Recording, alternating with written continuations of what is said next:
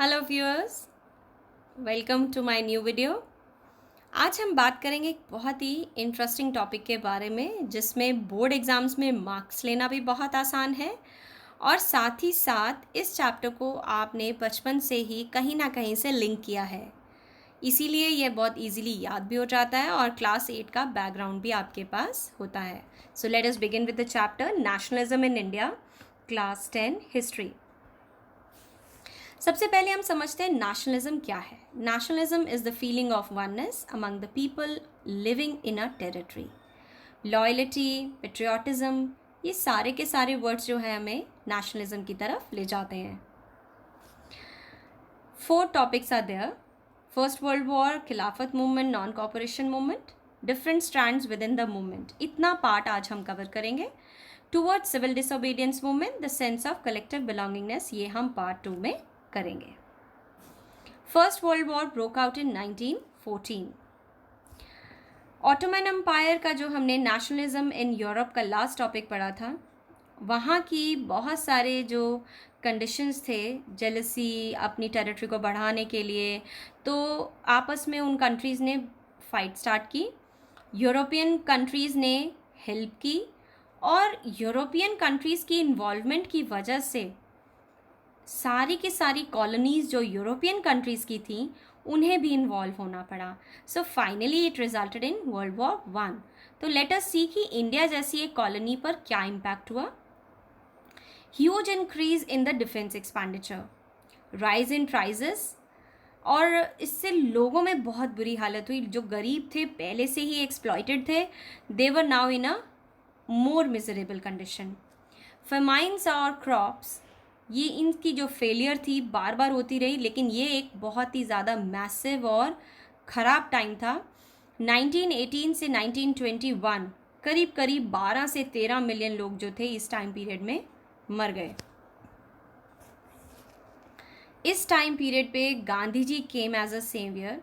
वो south Africa में कुछ एक एक्सपेरिमेंट्स कर कर आए थे कि किस तरह से आप अपनी बात को अथॉरिटीज़ तक पहुंचा सकते हैं, and he got a lot of success there.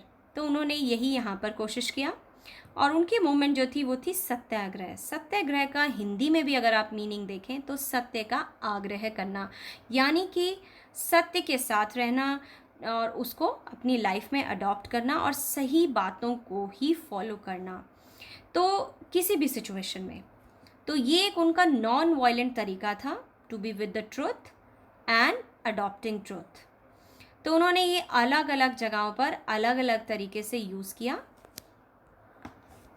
Champaran में, बिहार 1916 में पीजेंट्स के साथ उन्होंने ये अनजस्ट प्लांटेशन सिस्टम के अगेंस्ट यूज़ किया। सत्याग्रह खेड़ा में, गुजरात 1917। अगर आप देखें तो मैंने ये डेट्स भी जो हैं टाइमलाइन के हिसाब से लगाई हैं। 1915 ही came back, 1916 Champaran Bihar, 1917 Kheda and 1918 Ahmedabad cotton mill workers. एक छोटी सी टाइमलाइन बनती है और इससे आपके 1 मार्कर क्वेश्चंस भी निकलते हैं, objective as well as map work also of this chapter, so it becomes easy. Champaran movement, it was a movement for the indigo plantation workers of Champaran district in Bihar. And Kheda movement 1917, it was crop failure and plague everywhere there. So they were demanding that they should reduce the land revenue. Mill workers movement, low wages and poor working conditions forced the mill workers of Ahmedabad to start movement under Gandhi ji's leadership in 1980. Further the Rowlatt act was imposed. ये एक ऐसा landmark था जहाँ से Indian nationalist movement को एक U turn मिला, क्योंकि ये एक ऐसा एक्ट पास किया गया इम्पीरियल लेजिस्लेटिव काउंसिल के द्वारा जिसमें कि बिना किसी ट्रायल के, बिना किसी कोर्ट के, कहीं पर भी आप किसी को कल्प्रिट डिक्लेयर भी ना करो और उसको गवर्नमेंट ने परमिशन दी थी कि आप इन्हें प्रिजन में डाल सकते हैं फॉर 2 years। सो इसने बहुत एजिटेशन स्टार्ट किया सब जगह। It was resented and unliked by the population by so many areas. 1919 the imperial legislative council act was passed, giving the government immense powers to detail political prisoners without trial and repress political activities. Response of Gandhi ji, He wanted a non-violent civil disobedience movement against such a repressive law. He organized a hartal on April 6, 1919. This act gave the government to power to imprison any person without any trial. जो मैंने आपको सारी बात समझाई है, हम उसी के बारे में बात कर रहे हैं. It was a black law because it was against the basic human rights. Jallianwala Bagh massacre वो एक इसका रिजल्ट था, रिपरकशन था. कैसे? जलियांवाला बाग जो है अमृतसर में हुआ, वहाँ पर मार्शल लॉ इम्प्लीमेंट हुआ था. 13 अप्रैल 1919 को बहुत सारे लोग जिनको नहीं मालूम था कि ये मार्शल लॉ इम्प्लीमेंटेड है, वहाँ पर एक पार्क में इकट्ठा होकर उन्होंने एक पीसफुल मीटिंग को अटेंड कर रहे थे. But in the meanwhile General Dyer वहाँ आए, उन्होंने बिना सोचे समझे जो एक ही एग्जिट एंट्री पॉइंट था उसे बंद कर दिया, लोगों को भागने भी नहीं दिया और ओपन फायर कर दिया. ये जो एक इंसिडेंट था, इसकी वजह से पूरे ऑल ओवर इंडिया बहुत सारी जो नेशन वाइड स्ट्राइक्स हुई, रैलीज़ हुई, और इसने बहुत ही ज़्यादा लोगों का सपोर्ट लिया कि ये गलत तरीका है and British should not handle and conduct their administration like this. Khilafat movement.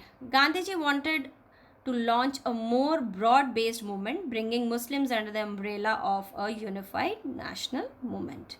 He took up the Khilafat movement, wherein Muhammad Ali and Shaukat Ali found it in March 1919 to defend. Gandhi ji ने Hindus और Muslims को एक unity का ground दिया, क्योंकि मोहम्मद अली और शौकत अली ने हाँ की कि हम भी इस नॉन कोऑपरेशन मूवमेंट का पार्ट बनेंगे, क्योंकि उनके जो टर्की में जो हेड थे जिनको खैलिफ बोला जाता था, तो उन्होंने टर्की में जो अनजस्ट किया गया ब्रिटिश के द्वारा उनके ऊपर, तो उन्होंने उसके लिए कहा कि हम भी हिंदूज़ के साथ ज्वाइन कर ब्रिटिश के अगेंस्ट इस मूवमेंट को सक्सेसफुल बनाने की पूरी कोशिश करेंगे.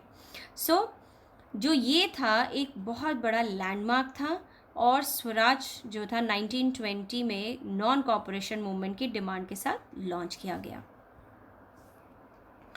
Y non cooperation movement? अब हम बात करते हैं, इसमें 1 मार्कर क्वेश्चन है हिंद स्वराज पर.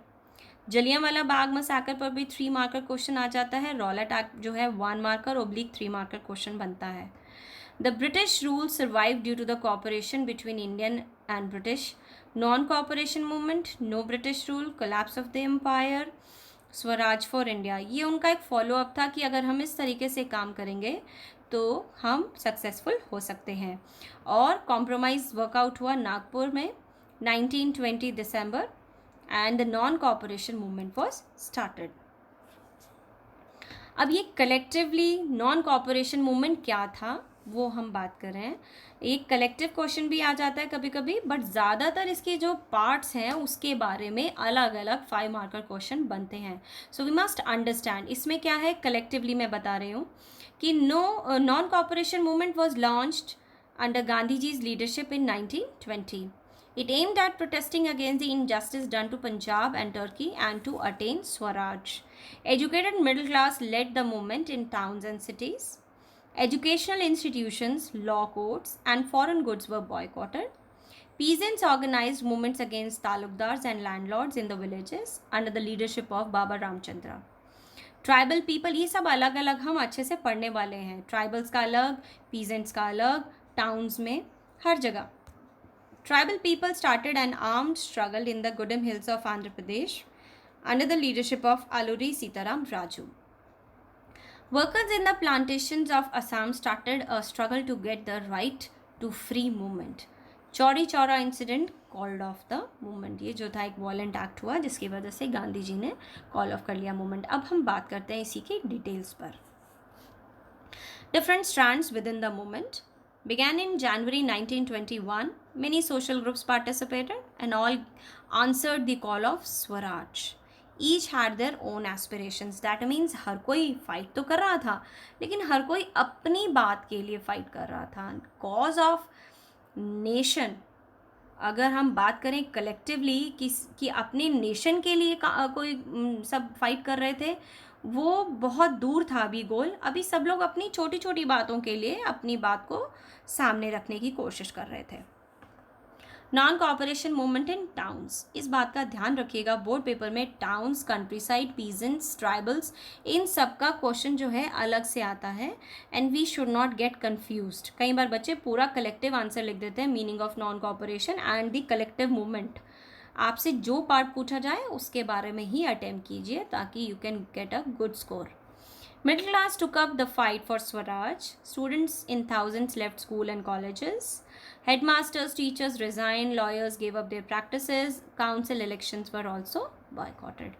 Foreign goods were boycotted. ये इकोनॉमिक फ्रंट पे, यानी कि इकोनॉमिकली क्या क्या चीज़ों पर इफेक्ट आया। Liquor shops were picketed, foreign cloth was burned, people discarded wearing of foreign clothes.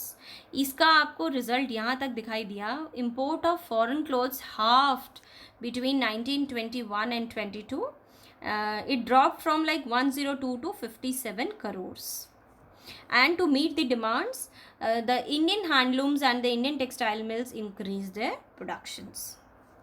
The movement in the countryside. Countryside का मतलब है गाँव में। The non-cooperation movement took over the struggle of the peasants. Each struggle was against a different target. Some struggles became violent, which was against Gandhian principles.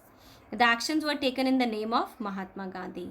The peasant movement, because of their different aspirations and interpretations, advocated violence. ये हमें छोटी छोटी बीच में issues दिखाई दिए क्योंकि everyone was fighting for their own cause. Peasants persuaded people to wear khadi and gave up drinking. अब इसमें जो था सबसे ज़्यादा जो मेंशन करने वाला है वो है अवध पीजेंट्स का जो रोल था, led by Baba Ramchandra. He was ruling और वही हेड कर रहे थे इनकी मूवमेंट को। और किसके अगेंस्ट था? तालुकदार्स और लैंडलॉर्ड्स के अगेंस्ट था। और उन्हें बेगार करने के लिए भी बहुत फोर्स किया जाता था, जिसके लिए भी वो अपनी वॉइस को उठा रहे थे। Begar is not begging, I am talking about the fundamental right जो आपने क्लास 9 में पढ़ा था, यानी कि फोर्सफुली आप किसी से काम नहीं करा सकते हैं, वो भी बिना पेमेंट के। Tenants had no security of revenue और रेगुलरली छोड़ दिए जाते थे घर। The peasants demanded reduction of revenue, abolition of begar and social boycott of oppressive landlords. और सबसे अच्छा तरीका उनको ये मिलता था, वो क्या करते थे? दे ऑर्गेनाइज नाई धोबी बंस, यानी कि अपनी तरीके से जो भी वो कर सकते थे कि हमारा काम, मान लीजिए फॉर एग्जांपल अगर किसी ब्रिटिशर को अपना हेयर कट लेना है and nobody is giving a hair cut, so what will happen? So it will look bad. And same way they were increasing the comfort level of Indians, so now the Indians also wanted to bring them to a problematic situations. If there is no one to wash their clothes, धोबी अगर कपड़े धोकर नहीं देगा तो again they will face problems. In 1920, Jawaharlal Nehru began going around in the villages in Awadh और उन्होंने अक्टूबर में औध किसान सभा को इस्टेब्लिश किया, जिसकी लगभग 300 ब्रांचेस बना दी गई थी उसी रीजन में। This is a picture of Aluri Sitaram Raju. He was the tribal leader. और गुडम हिल्स में आंध्र प्रदेश में ये क्वेश्चन बैठता है ट्राइबल पीजेंट्स के ऊपर, यानी कि नॉन कॉपरेशन मूवमेंट में ट्राइबल पीजेंट्स का क्या रिस्पॉन्स था। Militant gorilla movement spread in 1920। Plantation worker और ट्राइबल पीजेंट्स, इनका क्वेश्चन ज़्यादातर इकट्ठा आता है। टाउन्स और विलेजेस का, दैट इज कंट्री साइड, और तीसरा क्वेश्चन बैठता है ट्राइबल एंड प्लांटेशन वर्कर्स का, इनका क्वेश्चन इकट्ठा आता है।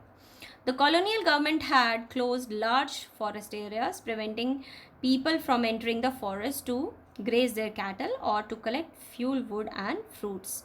बेसिकली ये सारा का सारा आप अपने आप को रिकनेक्ट कर सकते हैं क्लास 9 का, अगर आपने चैप्टर जो आपको याद हो, फॉरेस्ट एंड कॉलोनाइजेशन, ये सारा का सारा बैकग्राउंड वहाँ का है। आप देखें जो जो कंडीशन आपने बस्तर के रीजन की पढ़ी थी वही आपको यहाँ पर बताई जाएंगी। Then this enraged the hill people when the government forced them to do begar for road building. The hill people revolted.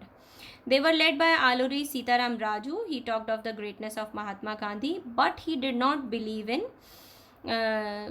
non-violent methods. He advocated violent methods and he kept on going for guerrilla warfare.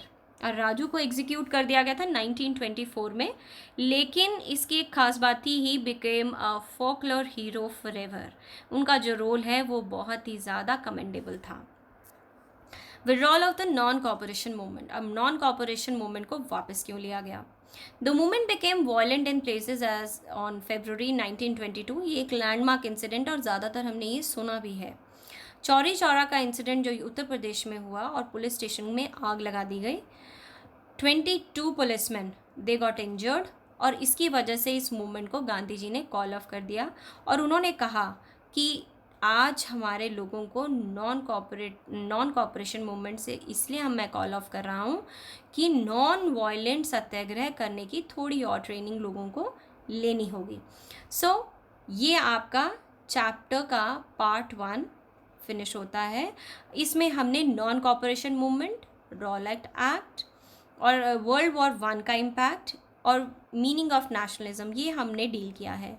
Part 2 में हम इसकी civil disobedience movement और collective belongingness का topic cover करेंगे. I hope you have understood this. Bye.